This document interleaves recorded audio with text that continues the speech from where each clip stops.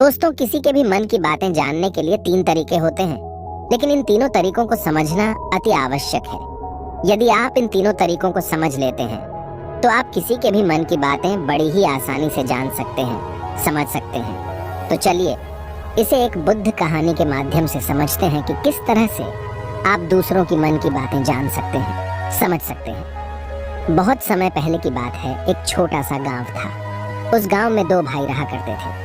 बड़ा भाई अंधा था, जिस कारण वो हमेशा घर पर ही बैठा रहता था, और छोटा भाई खेती किया करता था। लेकिन खेतों में अधिक जानवर आने से पूरी फसलें नष्ट हो जाती थीं, जिस कारण छोटा भाई बहुत परेशान हो चुका था। तभी उसे एक तरकीब सूझी। एक दिन उसने सोचा, खेतों में से इन जानवर को भगाने के लिए क्यों ना मैं अपने बड़े भाई की मदद लूं। वैसे भी बड़े भैया अंधे हैं, अगर वह खेत में बैठे रहेंगे और जानवरों की आहट आने पर वो उन्हें जोर से चिल्लाकर भगा सकते हैं, जिससे हमारी फसलें बच सकती हैं।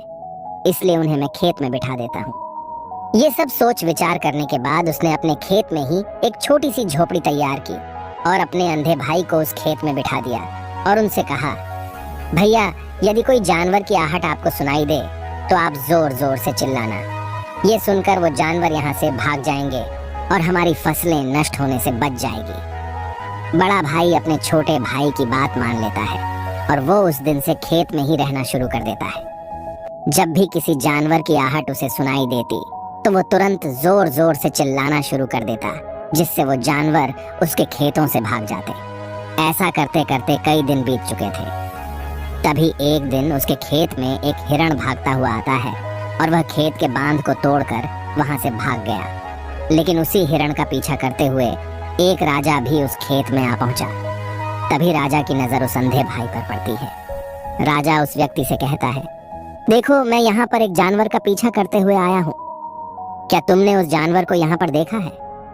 इस पर वो व्यक्ति कहता है, हे राजन, मैं तो अंधा हूँ, मैं भला किसी जानवर को कैसे देख सकता हूँ। लेकिन मैं आपको इतना जरूर बता सकता हूँ कि जो जानवर मेरे खेतों से होकर भागा है वो आपके लायक नहीं है। आप उसके पीछे अपना समय यूं ही व्यस्त कर रहे हैं।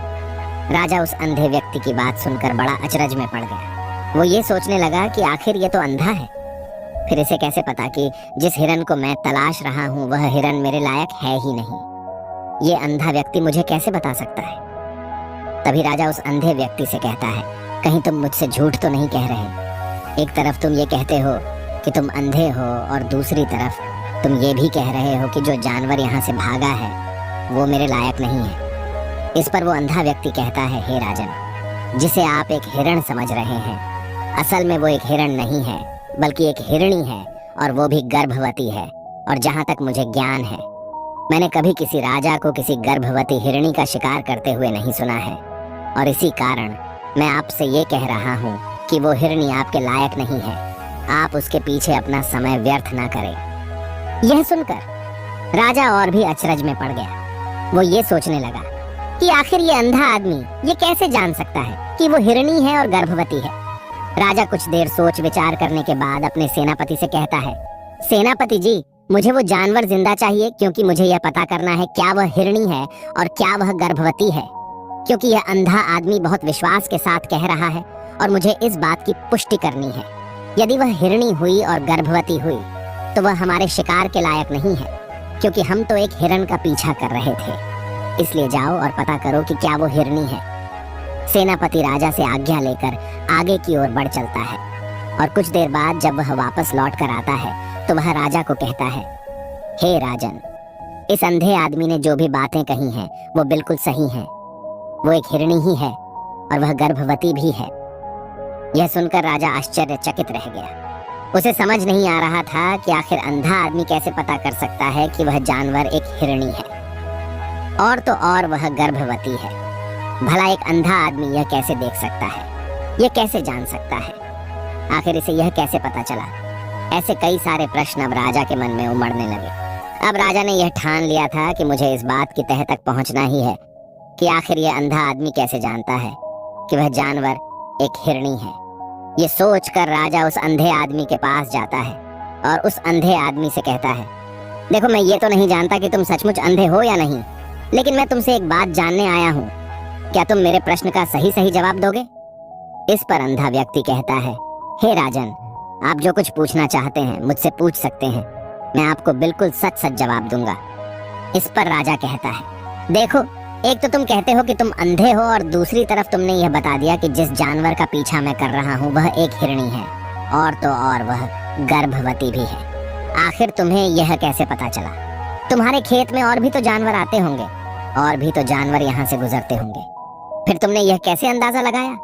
तभी वह अंधा व्यक्ति राजा से कहता है, हे राजन, आप जिस हिरणी का पीछा कर रहे थे वही हिरणी जब मेरे खेत में आई, उसकी रफ्तार और उसके भागने की आहट से मुझे यह एहसास हो चुका था कि यह एक हिरणी है, और मेरे खेत की जो बांध है वह बहुत छोटी है, उसकी ऊंचाई ज्यादा नहीं है। यदि कोई हिरण होता तो उस बांध को बड़ी आसानी से लांघ जाता, लेकिन वह हिरणी इस बांध को तोड़कर भागी है, और यदि वह इस बांध को छलांग लगाकर पार करने का प्रयास करती तो इससे उसके बच्चे को खतरा होता, और इसी बात से मैंने यह पता लगा लिया कि वह गर्भवती है। इस कारण वह ज्यादा ऊंची छलांग न लगाकर मेरे खेत की बांध को तोड़ते हुए भाग गई। इस पर राजा के मन में एक और प्रश्न उठा। राजा ने कहा, किंतु तुम्हें कैसे पता चला कि वो एक हिरणी ही है, और भी तो कोई जानवर यहाँ पर आ सकते हैं? इस पर वो अंधा व्यक्ति कहता है, हे राजन, मैं पूरा दिन सुबह शाम यहीं पर बैठा रहता हूँ, और मेरी सुनने की शक्ति बहुत तेज है। मैं ये बाफ जाता हूँ कि कौन सा जानवर मेरे खेत में आया है, और उसी के आधार पर मैं जोर जोर से चिल्लाता हूँ ताकि वो मेरे खेत से भाग जाए और मेरे खेत की फसलों को नष्ट न कर पाए। राजा उस अंधे आदमी का यह जवाब सुनकर पूरी तरह से संतुष्ट हो चुका था। वो मन ही मन ये सोच रहा था कि आदमी भले ही अंधा हो, लेकिन ये तो बड़ा ज्ञानी मालूम पड़ता है। इस आदमी से कुछ ना कुछ तो काम निकलवाना ही चाहिए। ये विचार लिए हुए राजा वहां से वापस अपने महल की ओर लौट जाता है। राजमहल पहुंचते ही राजा उस अंधे व्यक्ति से कहता है, आप तो बड़े ज्ञानी व्यक्ति हैं, आपको किसी भी बात का पता बड़ी आसानी से चल जाता है। आज मैंने आपको यहाँ पर इसलिए बुलाया है क्योंकि मैं आपसे ये जानना चाहता हूँ कि मेरी पत्नी पतिव्रता है या नहीं। इस पर वो अंधा व्यक्ति कहता है, हे राजन, ये कैसा प्रश्न हुआ? इस पर राजा कहता है, मैंने आपसे बिल्कुल उचित प्रश्न किया है, मुझे इस प्रश्न का उत्तर दीजिए। इस पर वो अंधा व्यक्ति कहता है, हे राजन, ये सारी बातें जाने दीजिए। आपकी शादी को इतने साल बीत चुके हैं और अब आप ये बात क्यों जानना चाहते हैं? आपके मन में ऐसे प्रश्न क्यों उठ रहे हैं? इस पर राजा जिद करते हुए कहता है, देखिए, आपको मुझे इस प्रश्न का उत्तर तो देना ही होगा। यदि आप मुझे इस प्रश्न का उत्तर नहीं देंगे तो मैं आपको मृत्यु दंड दे दूंगा। राजा के मुख से यह बात सुनकर वो अंधा व्यक्ति कहता है, हे राजन, यदि आप इस प्रश्न का उत्तर चाहते हैं तो उसके लिए आपको मेरा एक काम करना होगा। राजा कहता है, बोलो, मुझे क्या काम करना होगा? इस पर व्यक्ति कहता है, इसके लिए आपकी पत्नी को मेरे साथ कमरे में अकेले छोड़ना होगा। उस अंधे व्यक्ति की यह बात सुनकर राजा पहले तो क्रोधित हो जाता है, लेकिन फिर कुछ सोच विचार करने के बाद वह उस व्यक्ति की बात मान लेता है और अपने सेनापति को आदेश देता है, सेनापति जी, इस व्यक्ति को और मेरी पत्नी को एक कमरे में कुछ देर के लिए अकेला छोड़ दे। सेनापति बिल्कुल वैसा ही करता है। अब राजा की पत्नी और अंधा आदमी एक कमरे में बंद हो चुके होते हैं। तभी वो अंधा आदमी राजा की पत्नी से कहता है, मुझे आपको छूना है। इस बात पर रानी अत्यधिक क्रोधित हो जाती है और उस अंधे आदमी को वो पकड़ पकड़ कर पीटने लगती है, कभी हाथों से तो कभी लातों से तो कभी पटक पटक कर। इस तरह से उन्होंने उस अंधे आदमी की खूब पिटाई की। उसके बाद किसी तरह से वह अंधा आदमी अपनी जान बचाकर वहां से भाग निकलता है और वह राजा के पास पहुंचता है और वह राजा से कहता है, हे राजन, आपकी पत्नी पतिव्रता नहीं है। ये बात सुनकर राजा अत्यधिक क्रोधित हो उठता है और राजा अपनी तलवार निकालकर सीधा अपनी पत्नी की ओर जाता है और क्रोधित होकर वह अपनी रानी से कहता है, रानी जी, आज मैं जो भी सवाल आपसे करने वाला हूँ उसका मुझे सच सच जवाब दीजिएगा, और यदि आपने एक शब्द भी झूठ कहा तो मैं आपका अभी के अभी सर धड़ से अलग कर दूंगा। तभी आगे वह राजा कहता है, मुझे बताइए, क्या आप पतिव्रता हैं या नहीं? इस पर रानी कहती है, हे राजन, आप भले ही मुझे जान से मरवा दीजिए, लेकिन मैं पतिव्रता नहीं हूँ। राजा यह बात सुनकर बहुत खुश हुआ, क्योंकि उस अंधे आदमी ने जो भी कहा था वह बिल्कुल सच था। यह बात सुनकर तुरंत ही राजा उस आदमी के पास पहुंचता है और आकर उस अंधे आदमी से कहता है, तुम्हें कैसे पता चला कि मेरी पत्नी पतिव्रता नहीं है? इस पर वह अंधा आदमी कहता है, हे राजन, बड़ी सीधी सी बात है। मैंने तो आपकी पत्नी से बस इतना ही कहा था कि मुझे आपको छूना है, और इस बात पर वह इतना क्रोधित हो उठी कि उन्होंने गुस्से में आकर मुझे लात घूंसों से पीटना शुरू कर दिया। और भला कोई औरत किसी और मर्द को कैसे छू सकती है, लेकिन उन्होंने न आव देखा न ताव, बस लात घूंसे मुझ पर बरसाने शुरू कर दिए। वह भी तो एक छूना ही हुआ, और एक पतिव्रता नारी कभी भी पराये मर्द को नहीं छूती। जब मैंने उसे छूने के लिए कहा था तो वह उस वक्त मुझे मना कर सकती थी, लेकिन उन्होंने तो मुझे पीटना शुरू कर दिया और देखते ही देखते उन्होंने मेरे पूरे शरीर को छू लिया। अब आप ही बताइए, ऐसी स्त्री भला पतिव्रता कैसे हो सकती है? इस पर राजा कहता है, तुम तो बड़े ज्ञानी मालूम पड़ते हो। अच्छा ठीक है, चलो तुम मेरे एक प्रश्न का और जवाब दो। यदि तुमने मुझे इस प्रश्न का सही सही जवाब दे दिया तो मैं तुम्हें यहाँ से जाने दूंगा। आगे राजा उस अंधे आदमी से कहता है कि तुम मुझे यह बताओ, क्या मैं सच में अपने पिताजी का ही बेटा हूँ या फिर किसी और का? इस पर वह अंधा भी कहता है, हे राजन, इस बात से आपका क्या लेना देना? आप किसी की भी औलाद हो, आखिर आप हैं तो इस राज्य के राजा, इसलिए इस प्रश्न को जाने दीजिए। लेकिन राजा कहता है, नहीं नहीं, मुझे इस प्रश्न का सही सही जवाब चाहिए, अन्यथा यह प्रश्न मुझे हमेशा परेशान करता रहेगा। इसलिए मैं इसका सही सही जवाब जानना चाहता हूँ। यदि तुम इसका सही सही जवाब दे देते हो तो तुम यहाँ से जा सकते हो, मैं तुम्हें नहीं रोकूंगा। इस पर वह अंधा आदमी कहता है, हे राजन, इसके लिए तो मुझे आपके माँ के पास भी जाने की कोई आवश्यकता नहीं है। मैं आपको अभी अभी यह बता सकता हूँ कि आप किसकी औलाद हैं, लेकिन उससे पहले मैं चाहता हूँ कि आप मुझसे एक वादा करें कि आप मुझ पर क्रोध नहीं करेंगे। राजन ने कहा, मैं तुमसे वादा करता हूँ, मैं तुम पर क्रोध नहीं करूंगा। इसके बाद वह अंधा आदमी राजा से कहता है, हे राजन, आप है तो अपने ही पिता के पुत्र, लेकिन आप पर एक कंजूस सेठ की छाया पड़ी हुई है। ये सुन राजा बहुत क्रोधित हो उठा और वह तुरंत तलवार निकालकर अपनी माँ के पास जा पहुंचा। वह वहां पर पहुंचने के बाद अपनी माँ से कहता है, माँ, मुझे सच सच बताइए, क्या मैं अपने ही पिता का पुत्र हूँ या नहीं? यदि आपने मुझे सही सही नहीं बताया तो वह यहीं पर अपने प्राण त्याग दूंगा। मुझे बताओ क्या सच है? इस पर उस राजा की माँ कहती है, बेटा, तू है तो अपने ही पिता का पुत्र, लेकिन तुम्हारे ऊपर एक कंजूस सेठ की छाया पड़ी हुई है। जब मैं एक बार नहाने के बाद अपना मुंह आईने में देख रही थी, तभी उस कांच के पीछे मुझे एक कंजूस सेठ नजर आता है और उसी की छाया तुम पर पड़ चुकी है। ये सुन राजा बहुत खुश हो जाता है और वह तुरंत दौड़ा दौड़ा वापस उस अंधे आदमी के पास पहुंचता है और उस अंधे आदमी से कहता है, तुम्हें यह कैसे पता चला कि मुझ पर एक कंजूस सेठ की छाया पड़ी हुई है? इस पर वह आदमी कहता है, हे राजन, आपने मुझसे कई सारे सवाल पूछे जिनका जवाब मैंने आपको सही सही दिया है। यदि कोई और राजा होता तो मुझे इसके बदले में ढेरों सारे इनाम मिल चुके होते, लेकिन अब तक आपने एक फूटी कौड़ी तक नहीं दी है। इस बात से ही मैंने अंदाजा लगा लिया था कि आप बहुत कंजूस हो। यह बात सुनकर राजा जोर जोर से हंसने लगा और कहता है कि आप जो भी मांगेंगे वह मैं आपको अवश्य दूंगा, लेकिन मुझे यह बताओ कि तुम्हें कैसे पता चल जाता है कि कौन सी बात सही है और कौन सी गलत? तुम किसी भी बात का इतना सटीक और सही जवाब कैसे दे पाते हो?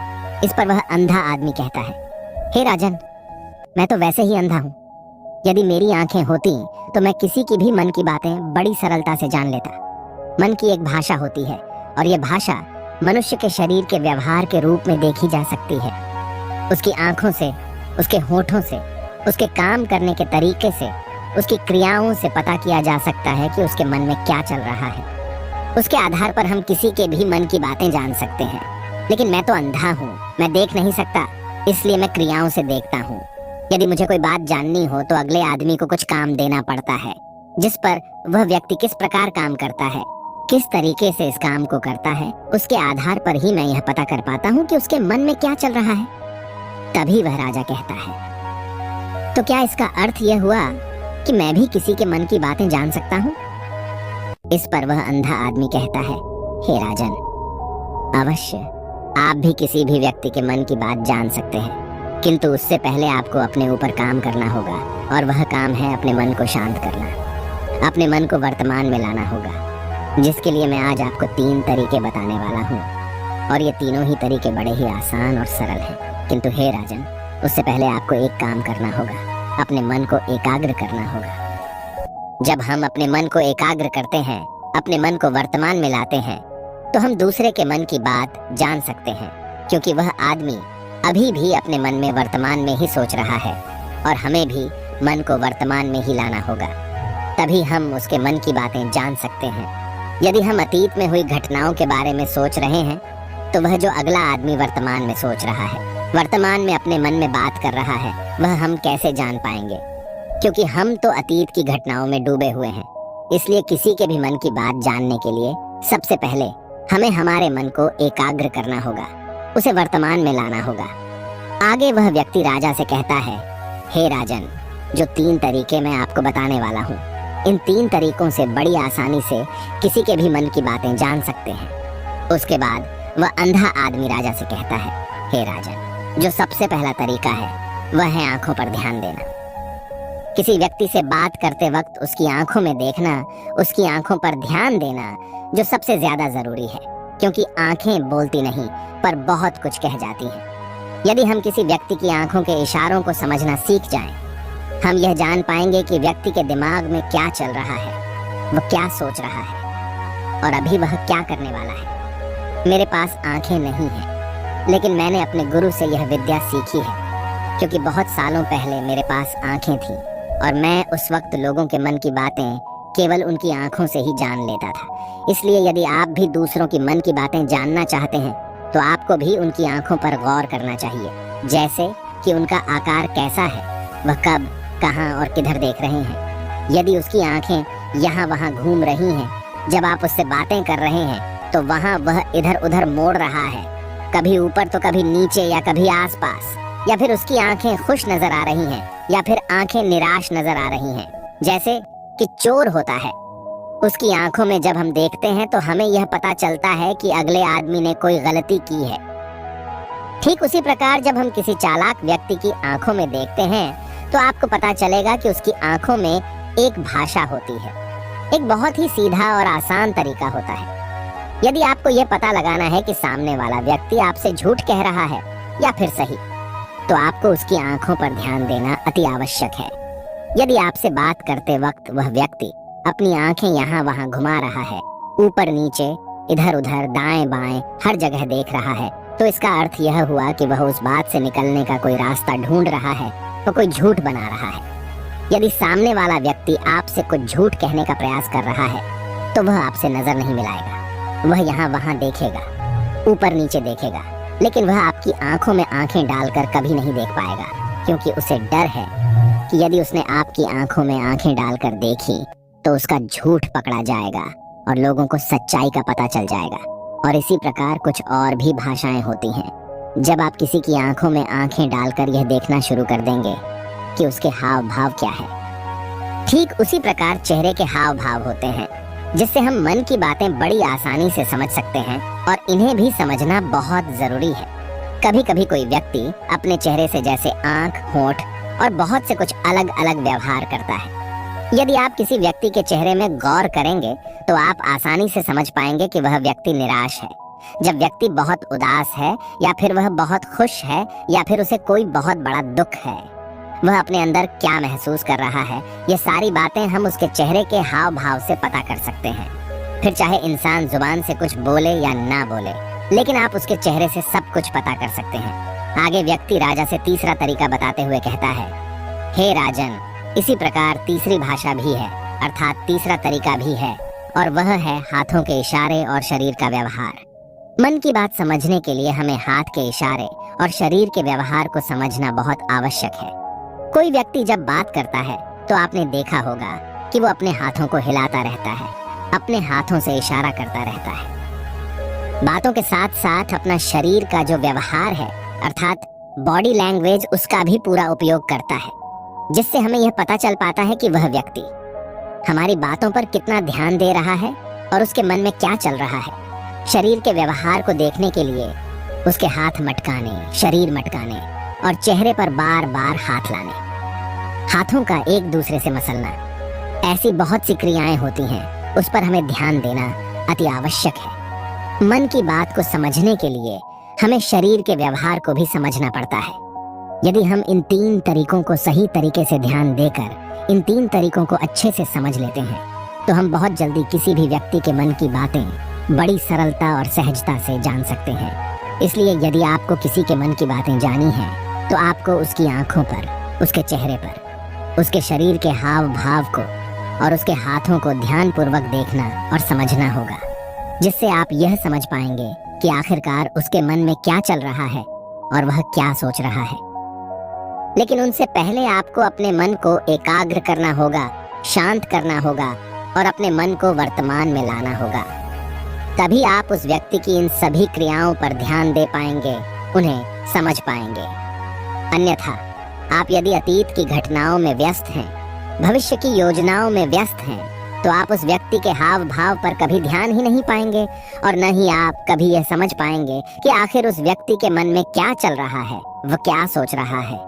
आपने देखा होगा कि ऐसे कई बड़े संत महात्मा हैं जो बड़ी ही शांति से आपको देखते हैं और आपको देखकर ही ये बता देते हैं कि आपके मन में क्या चल रहा है, आप उनसे क्या जानने आए हैं। और इसका सबसे बड़ा प्रमुख कारण यही है कि वह आपको पढ़ सकते हैं, आपको समझ सकते हैं, आपकी मन की बातें जान सकते हैं, क्योंकि उनका मन एकाग्र है, शांत है। और यही कारण है कि वह आपके मन की बातें बड़ी सरलता से समझ जाते हैं। यदि आपने अब तक पूरी कहानी को सुना है तो मैं आपसे एक छोटा सा अनुरोध करना चाहता हूँ।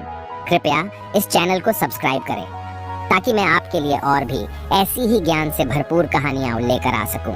नमो बुद्धाय। मिलते हैं एक नई कहानी के साथ अगली वीडियो में।